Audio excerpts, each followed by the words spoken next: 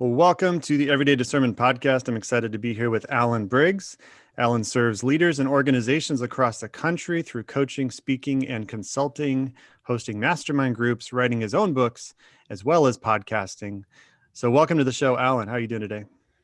Man, thanks for having me. I love these conversations. So I'm doing great, man. Excited to bust in here. Let's do this. Yeah, let's do it. It's awesome because we have a bunch of mutual friends. We never got a chance to really chat besides email. So it's cool to have you here and kind of just see what you're up to and what God is doing. Yeah, absolutely. So fellow dads, I think we can, we know a lot of what we've been up to is family stuff and trying to hold it together in this season. So I'll treat it like a therapy session. How about that, Tim? There we go. Yeah, a little crazy in 2020, for everybody, but God's still good. So let everyone know about yourself, any personal facts you want to share, family, etc. Yeah. I absolutely love being out in creation. So I'm actually right now I'm looking out at the mountains and it's kind of that morning light and sit right here in a wilderness preserve. So that's where I come alive is in creation. Love my family. Been married for 12 years and actually we adopted. And so not only are we parents, but we are adoptive parents. It's a huge part of our story and our journey and the good and the hard of adoption. And so we adopted a 6 and 2-year-old from Ethiopia. My wife felt deeply called to do that from the time she was a teenager. And so I joined into that calling and she has joined into so much of the calling around helping leaders get healthy, helping them reach more impact, helping them become who God designed them to be. So we get to do a lot of that together. We also have 2 biological children as well. And so our kids range from 6 to 16. So this year, man, seriously, we are just trying to get them back to school, get them to do their homework, get them to turn their assignments in, help them figure out how in the world to be present on Zoom calls as little kids.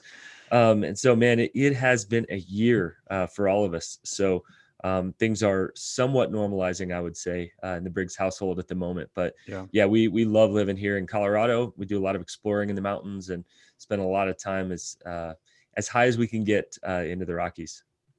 That sounds beautiful. I've been to Colorado once and it was gorgeous. And like they say, the new normal, I hate that term, but I just want the old normal, as everyone does, but we have to be adaptive. And I'm sure that's a lot about what you talk to leaders about is how to adapt to changing culture and times. Yeah. Oh, 100%. And I'm actually calling it the new different, Tim, because I think there are pieces of it that we'll recognize, but there are pieces of it we will not recognize. And I think just, dropping my son off at school this morning, 100% of the kids walking in are wearing masks, and that's affecting us more than we think. I think the business losses affecting us more than we think. I mean, I'm driving down a busy road and seeing maybe 20 to 30% of these businesses that are closed. And just like that affects your psyche. So I do feel like it's a new different.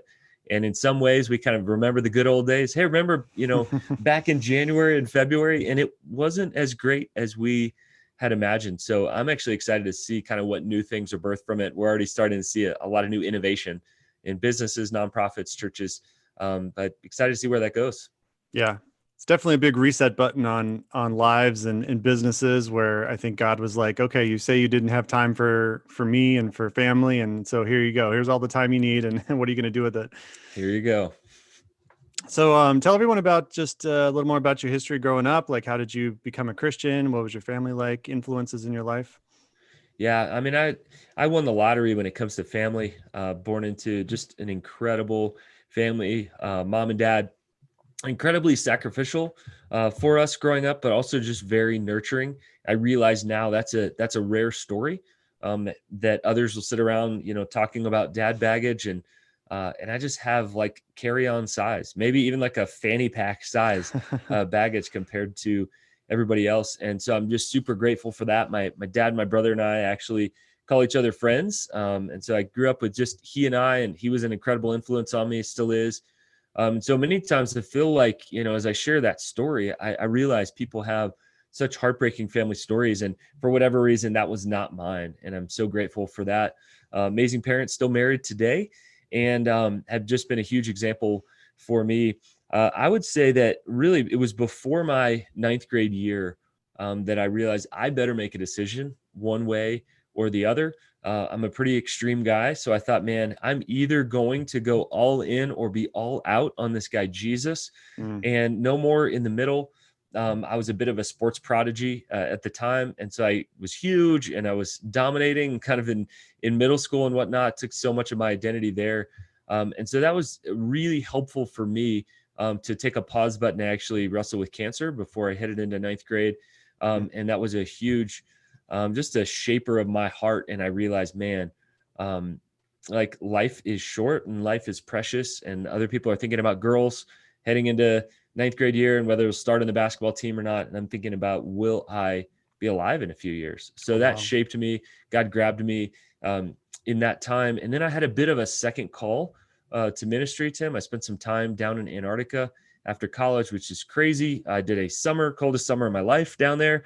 And when I was down in Antarctica, I realized there was a depth of lostness. I mean, there was a depth of aloneness and running from things, and just lives were a hot mess without Jesus. And so that was really good for me to see, and a bit depressing as well to actually then go travel around the world, backpack New Zealand. Do get to do some incredible things. And I'm thinking I'm living the dream, and other people are kind of dragging themselves through life in many ways. So I needed to go to the other side of the world, is what I tell people, to be able to see how good God was and how much the gospel truly was true and worth living. And so that was a bit of a second call to ministry. And after that, I landed officially in Colorado and haven't left. That's cool. It sounds like you had some awesome experiences that kind of opened your eyes to the world and how, like you said, how short life is when often, well, I've been in the same, state my whole life. And so a lot of times you have the blinders on of what your small world is, and you lose sight of history, you lose sight of what's happening in the whole world, you lose sight of even just what's happening in America. And so that's cool. You had those experiences to kind of propel you forward and closer to Jesus. Yeah, super grateful. There's nothing quite like perspective, going somewhere else and realizing, oh, wait a minute, people do things differently than we do here. And things I thought weren't true and things I thought were true weren't. I mean, it was just almost discombobulating to Yeah. be at the bottom of the world and, not have night for 7 months and get to travel around and live it on my backpack, and just super grateful for those Mm. moments. Awesome. So when did Stay Forth start, and what? Just talk a little more about what you do with that. Yeah, so I was coaching leaders. I actually pastored for 13 years and started churches, and I've always been really entrepreneurial, Tim. And so I've always been a starter. Another way to say that would be I struggle to continue things. Mm. So I absolutely love starting them and hope to pass them off to somebody else. But I actually began to coach leaders and not even know it. I didn't know what coaching was. Somebody said, hey, you're like a coach. And I'm like, you mean in sports? No, that's a little bit different. And they began to tell me what a leadership coach was, an executive coach, a life coach. And I said, yeah, that's exactly what we do. So we were having strategic conversations. We were helping leaders become who they're designed to be, take their next right steps, make hard decisions, deploy discernment in their lives. And they were seeing results from it. And so it didn't matter who I was working with, whether they were in business, nonprofit, church, we started to see results they would share with other people. And so Stay Forth was birthed really as a side hustle and just something to continue to feed our family and continue for me to live out my calling doing something that I love. And that grew. And as it impacted more people, it said, man, we probably should have some presence online and a little bit of marketing. And that grew more, and other people were interested in joining us as coaches. And so I officially jumped about 16 months, maybe 17 months ago, to do this full time. And I have not looked back until COVID. I mean, that was a moment for sure. So Yeah. first full year of business, and we find ourselves in a pandemic with budgets frozen. And I mean, the true story on that, Tim, was that we lost 3 to 4 months income from travel, consulting, face-to-face stuff, speaking engagements, and all budgets were frozen, and coaching was the first thing to go. And so that was one of those moments where it really questions your calling. Were we really called to do this? Is this really the step we should have taken? And ultimately it was. And so our mission has never been clear. We just had a money issue that we really had to kind of work our way up, like most businesses did, And so it wasn't that we did anything wrong. It's just we never saw this coming. And so that was definitely a moment to clarify mission and to reset and say, how are we going to invent new business models? And ultimately, we've innovated, we've pivoted like everybody else. We've had to, and we've seen some pretty exciting things. I think we're back on track. But we've never actually been busier in coaching than we are right now, helping leaders make decisions. So overwhelming right now. A lot of leaders heading toward burnout. Unfortunately, I think we're going to see a wave of burnout here. And doesn't matter what sector, people are overwhelmed, and overwhelm is pre-burnout. So I'm grateful to say that we are coming up on the other side of this, and we've never helped more leaders than we are in this moment right now. Awesome. That's amazing. Very cool. We're going to dive into some more of that in a little bit here, but let's get to know you a little bit with just some quick icebreakers. So first thing that comes to mind, or if you've already thought about these, that's fine too. So what's your favorite movie of all time? I got to say A River Runs Through It. So it was between Dumb and Dumber and A River Runs Through It. And I was like, oh, I got to go with the deep one. I don't know, man. There's just something about being on a river that brings me back. So I absolutely love that movie. Awesome. What about if you could meet anyone alive or dead, who would it be? I'd have to say Dietrich Bonhoeffer. The dude is definitely a hero in his young life. He shaped so many people, resisted the Nazis. Incredible life example. I have his book on my bookcase here, The Cost of Discipleship. I keep meaning to pick it up. So, but yeah, great life. What about a favorite author or a book you would recommend? Oh man, it's so tough. I mean, books, that's like choosing children for me, right? Who's my favorite kid? Parents listening, we know the answer is you don't have one. Yeah. Man, that is tough. I will say early on, Eldridge shaped me, and I've loved John Eldridge's last book. He's had a huge impact on my life. But I love to read a lot of old dead guys. So if I can say that, I mean, guys who shaped the faith, guys and gals who shaped the faith. It is so hard to decide. I don't think I can say just one, but I can say in terms of thinkers and shapers, guys like Eldridge, and again, Bonhoeffer would be another one that would come in there. Eugene Peterson, for me, anything Peterson has written is gold, and I actually got to spend some time with him before he passed. And I love his fresh paraphrase and translation of the message. It's been a gift to me. Very cool. And then finally, what hobbies do you have? What do you like to do in your free time? Man, anything outside. So I love the relaxing in the wilderness. So like hammock or fly fishing. I also love adrenaline. So cliff jumping and mountain biking, I would also put in that. That's big range there. Yeah. Hey, anything outside, man. Yeah. I'm not worried about it. I'll do any of it. That's awesome. Cool. So we're going to jump to the questions I ask all my guests. Is the time you had godly discernment in your life and kind of what that meant, what it looked like, how you knew that God was leading you in a certain direction for a major decision you were making, and then a time you maybe did not have godly discernment and kind of what you learned from it. So if you want to start with a time you had discernment and just kind of walk us through what that looked like. I was happily employed at a church and doing some incredible things, actually getting to lead a co-working hub and space in the city as well. Underneath that banner, we had 92 businesses a week that were meeting there, and just seeing incredible things happening. And at the same time, getting to coach out of there, had launched our podcast. So incredible things were happening. So it wasn't out of the lack. But I was at a conference, and I just felt dissonance from the people there, from the messages there.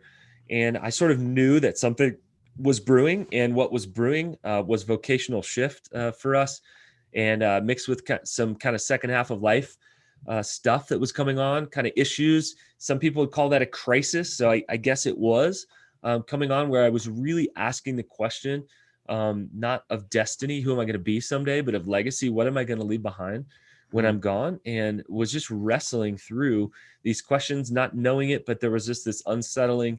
And I've realized that unsettling is when God is sort of trying to shake something loose.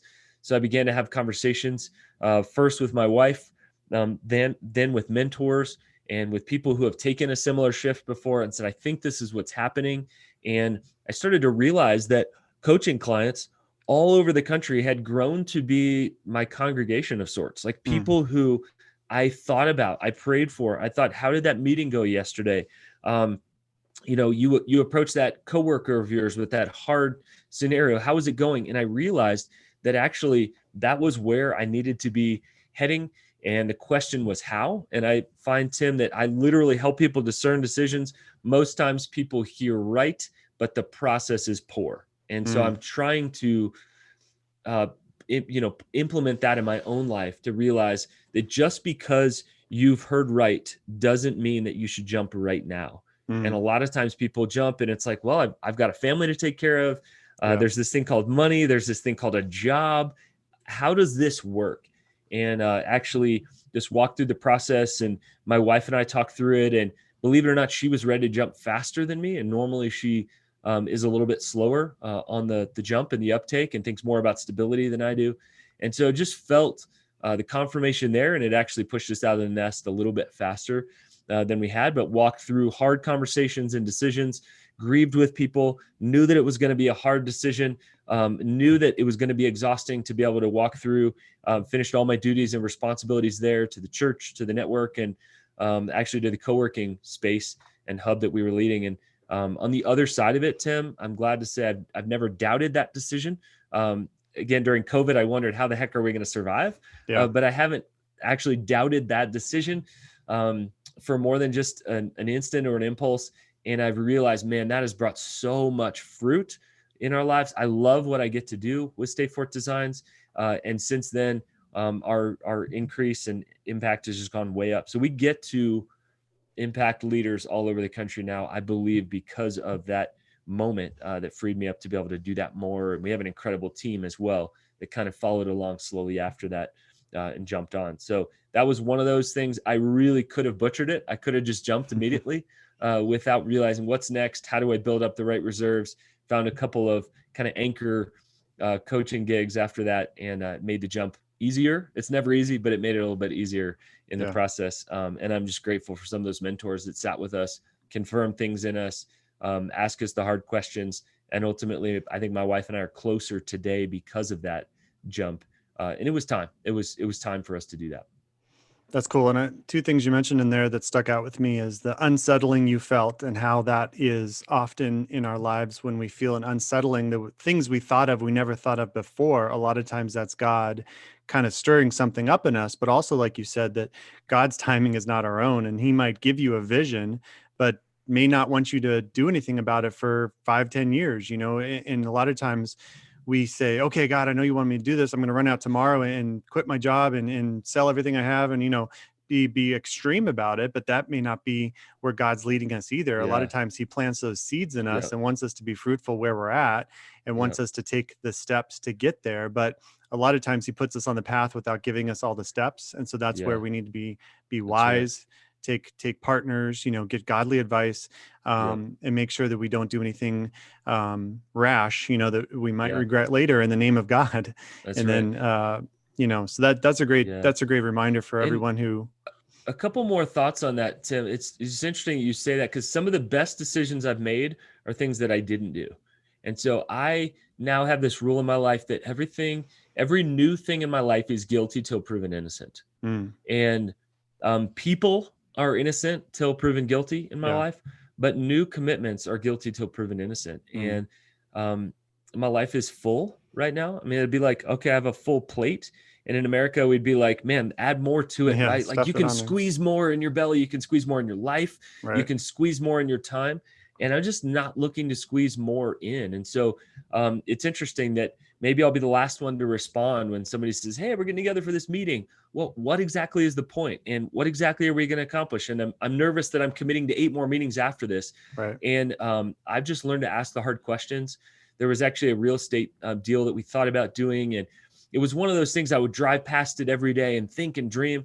And it was one of the better decisions that we didn't pursue it. We didn't try to go find financing. We didn't take that next jump. And I've learned it's either the thing or a shadow of the thing.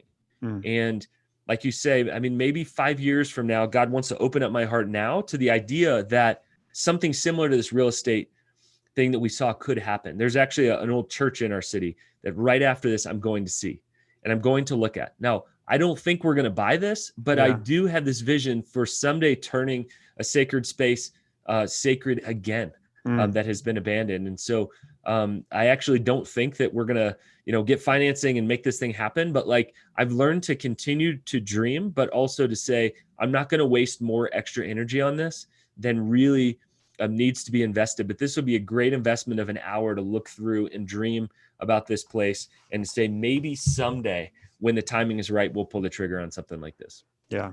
Awesome. That's really cool. Cool. What about a time in your life that you may not have had great discernment and kind of what you learned from it? It was about a 2-year span, Tim, where I would just commit to everything. And it was a series of micro decisions that left me on the treadmill. And I was always just hitting the treadmill and going faster, faster, faster. I could cram more in. And what I learned is I was actually going after efficiency without effectiveness. And I've learned to go after effectiveness. Now, there's a place for, cramming your schedule for a week before some kind of big event. We all have to do that before vacation or before some big thing. Use our time to the best we can. But we can't just keep adding more things. And I think my solution to busyness was actually just to add more things, was just to hit higher on the treadmill, which of course leaves me scattered, not valuable to anyone. I was coming home pretty wound up. And I thought, this is how it has to be as a leader. And that with some kind of success or some kind of recognition, I'm just going to get busier and busier. And so I believed a lot of the lies. And those micro decisions really led me to be ineffective, say yes to everything, feel like I was slave to my schedule. And I remember that dread of like Sunday night, like I got to go back and do this again this next week and get back on the treadmill. And that's actually when I shifted from time management to energy investment. I'm convinced I needed that season to see that it isn't about managing my time like you manage a budget. It's actually about where am I going to invest my best time. And I began to time block. I began to write. Right after that season, Tim, I wrote 3 books in 3 years, which I would not recommend, by the way, for anyone. It was just my story. But it taught me that, man, I'm going to have to invest these chunks of time, and I'm going to have to say no to things. I'm going to have to, do the things that I'm deeply called to, passionate about, the important, and I'm going to have to push a lot of other people's urgency away. And so that was really a huge season for me. So unfortunately, I kind of hit the bottom there in many ways. And the next few years were just a great lesson for me and how good it feels to actually do the important and say no, no, no to most things. I like that because we may have we may have 24 hours in a day, but we don't have the energy to keep up with that type of schedule. So what does the schedule look like that we can keep up with as far as our energy goes? And I was just talking about that with my wife, how there was a couple of things we couldn't do this past weekend that we wanted to get done. But I told her, and we were feeling down about not getting to them, but I told her in our priority scale, if we were to prioritize everything, those would be at the very bottom. And so the fact we didn't get to them is not a bad thing because we didn't sacrifice something that was a priority, whether it was our church or our kids or just relaxing on a weekend we had off. And so we can often get down because we're not doing everything, but we're not called to do everything. We're just called to be discerning of our time and not give up those things that we say is a priority in our life for something else, which leads me to my next question is about burnout. I know you're passionate about helping leaders keep from experiencing burnout. And this is such an important topic, especially in 2020, but within a year, pastors, leaders, and just Christians in general can get to a place where they just feel like they're doing too much. And, like I said before, 2020 has been a good maybe stop button on some of the activities we were doing. But in general, what are some good strategies to be able to discern when burnout is coming and then how to prevent it? Yeah, the people around us see that it's happening before we do. So it's this kind of weird, almost cruel trick, a catch-22, is that we're the last ones to see it. Yeah.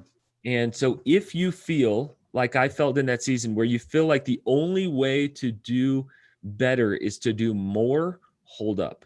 Where you feel like you're resonating with that treadmill analogy, that I'm just punching the time and just going faster and faster, then hold up.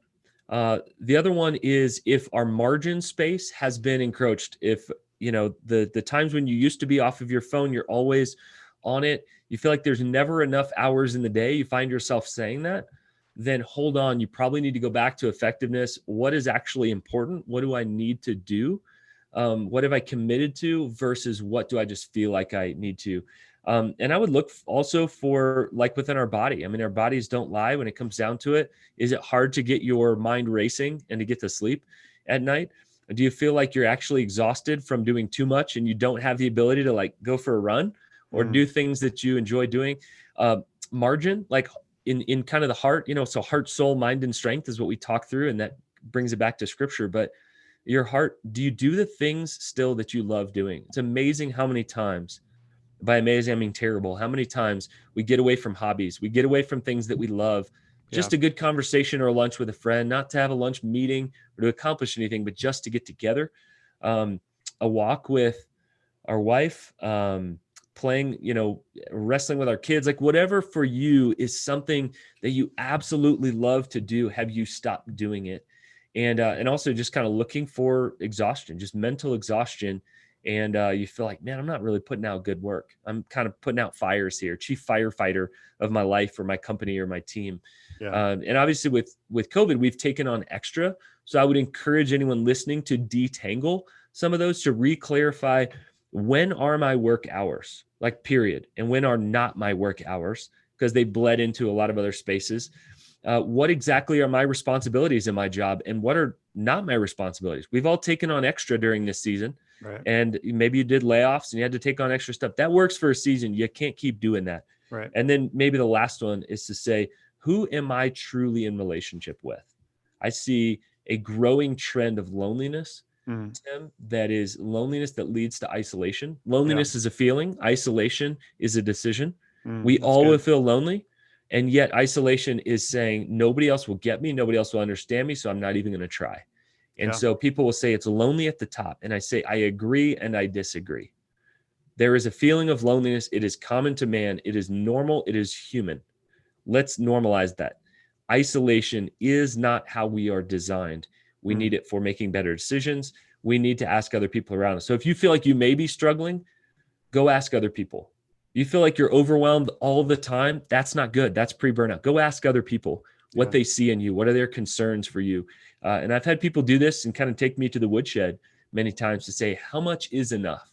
And if we don't have an answer to that, of how much income, how much time working is enough, then I think we are going to just it's like a garage.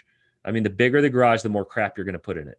The bigger the storage space, you'll fill it up. And so if you just have no limits, you will live life to no limits. But if you have those limits, it's incredible how we can become more efficient and effective in doing those things. So those would be some warning signs, some kind of yellow lights on the dashboard to look for.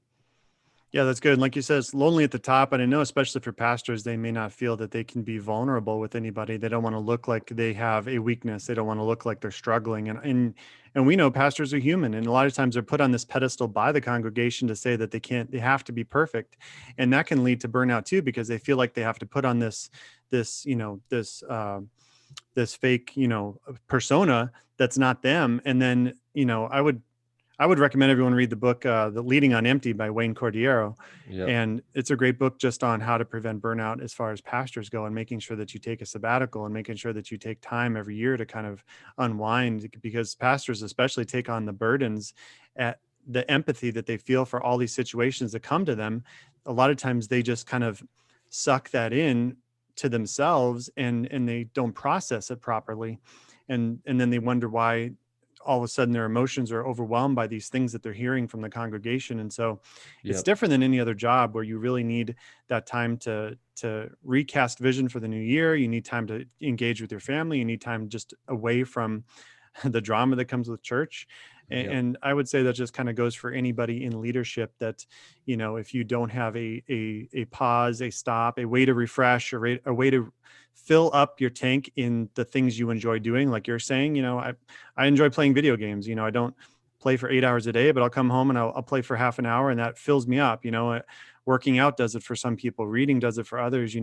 Just watching a dumb movie on Netflix does it for others. Whatever it is, in moderation is very important, that we don't just try to be consumed by the thing that we're trying to, And I think it's almost as bad for CEOs as well. So even if you lead a small business, maybe a third of the people that I coach, maybe 40% are business owners.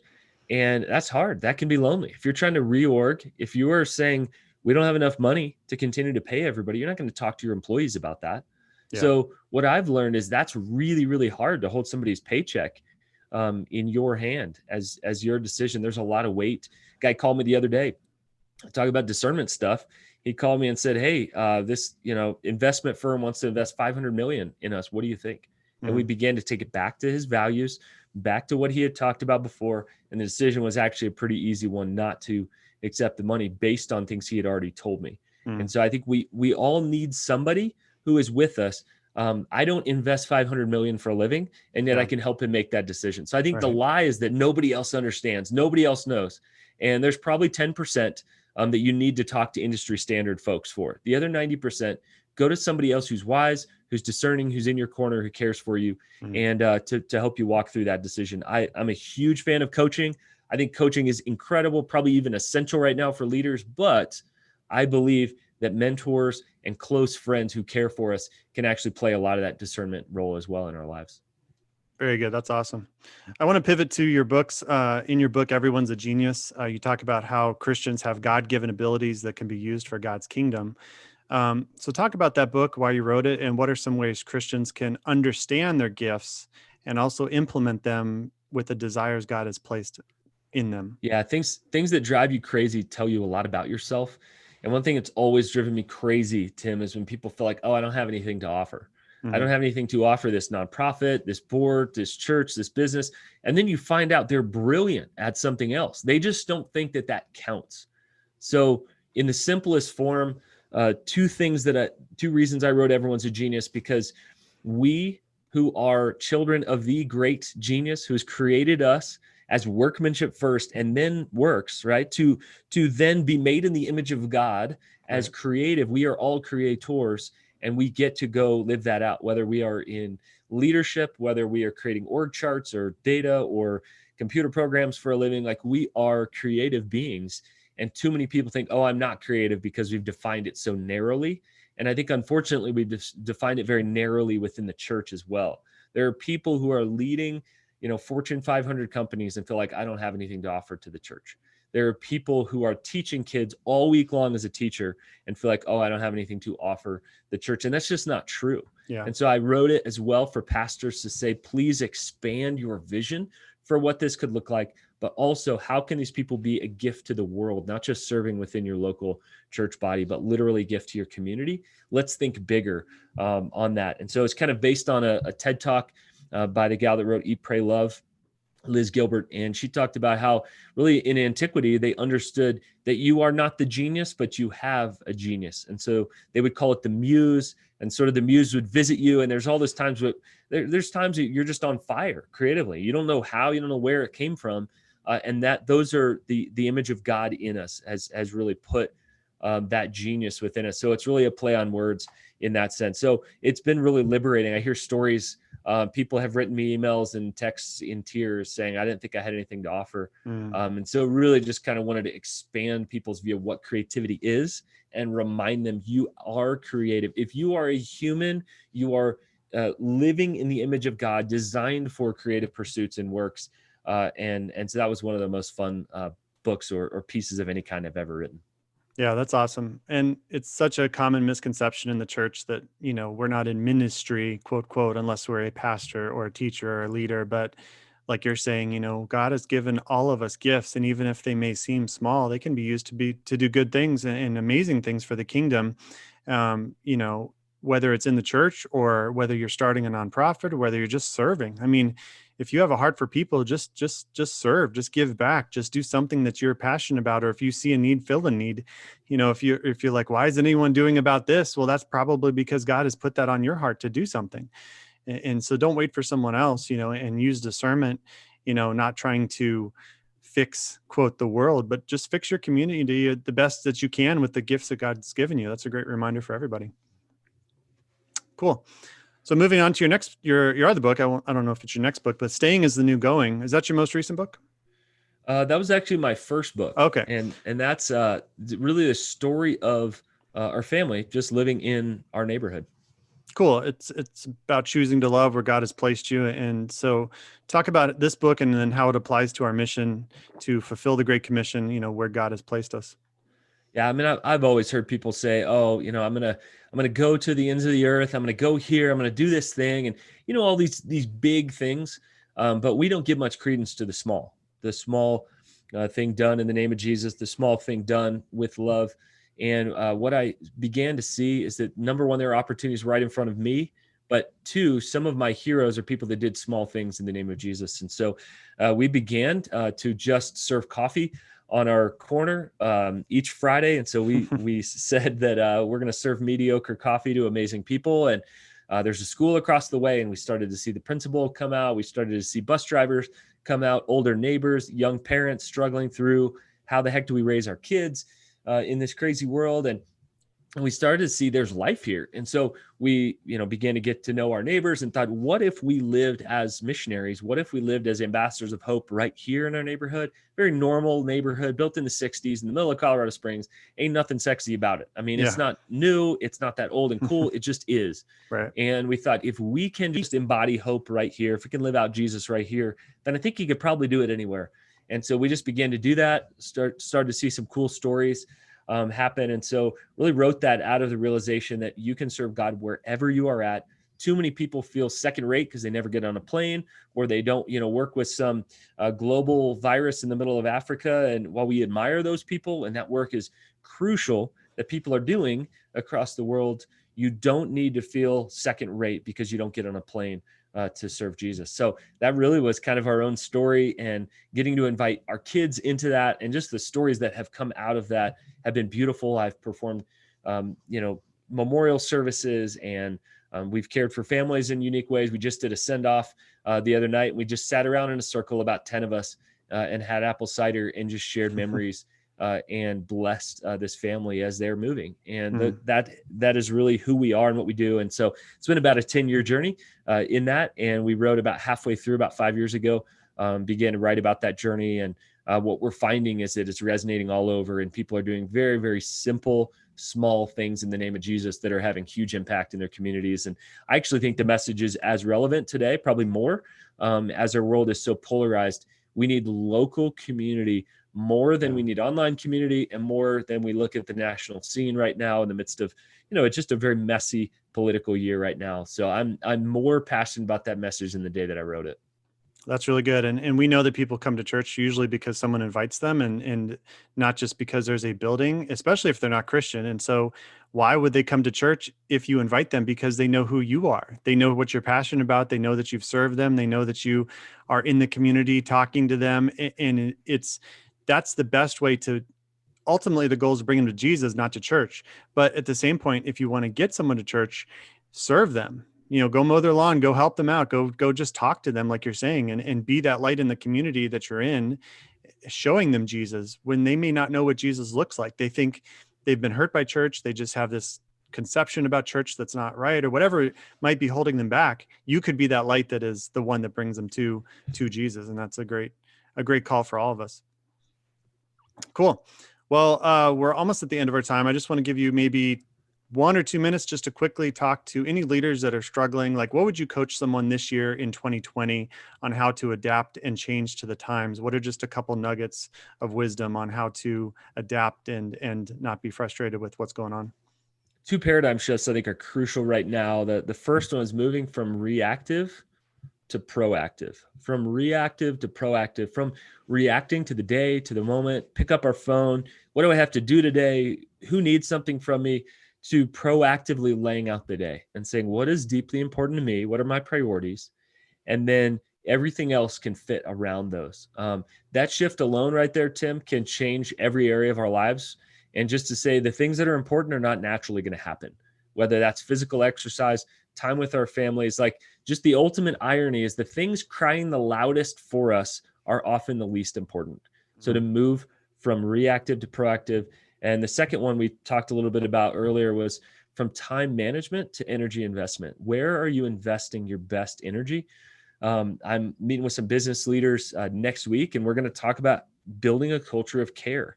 And that's not something in business that's naturally going to fall into place, right? The numbers are always going to be crying at you, and yet your people need your best energy and effort. And so that's another shift. Maybe a third one to just toss in there is from trying to win to trying to discern. We are in the Everyday Discernment podcast. So yes. Leaders are telling me things like, I cannot win. I cannot win at work. I cannot win at church. I cannot win at home. I say this comment on Facebook, and this side of the aisle crucifies me for this. I say this comment, this side, and we need to stop trying to win, and we need to start trying to discern what is wise right now. And I call discernment wisdom in motion. And so how do we discern what is right for this time, for this moment? What should I say? What should I not say? What conversation should I participate in? What should I say no to with my time? Stop trying to win. We need to start trying to discern, which is why I absolutely love the topic of your podcast. Awesome. That's great. I love that definition too. So awesome, man. It was great talking to you. How can people connect with you? Just let us know quickly, websites and where they can find your books. Yeah. If anyone's interested in coaching, or you're feeling pain points, or you're feeling a lack of traction, head on over to stayforth.com, STAYFORTH. So don't go forth, but stayforth.com. We have an amazing team of coaches, and we actually have a tool right now as a free download, Overcoming Overwhelm, which is already become a huge hit. It's just, 5 things to slow down and take my next right step. So whether you're interested in coaching or content, also our podcast is called Right Side Up Leadership Podcast. And so similar discussions as you guys are having. How do we live and lead healthy in the midst of a world that celebrates impact over health? And we want to be people that champion health instead. Very cool. I'll put that in the show notes. Everyone check that out. Free resources are always great, so no reason not to pick that up. So once again, thanks for coming on, Alan. It was great talking to you. God bless you. Thanks for having me, Tim. Thank you for listening to the Everyday Discernment Podcast. For more information on Discerning Dad, go to discerning-dad.com. Be sure to follow on all the social media platforms. Just search for Discerning Dad. Please share this podcast with a friend and leave an honest review on whichever platform you listen. Feel free to send any comments, suggestions, questions, or prayer requests at discerningdad@outlook.com. Until next time, keep fighting the good fight.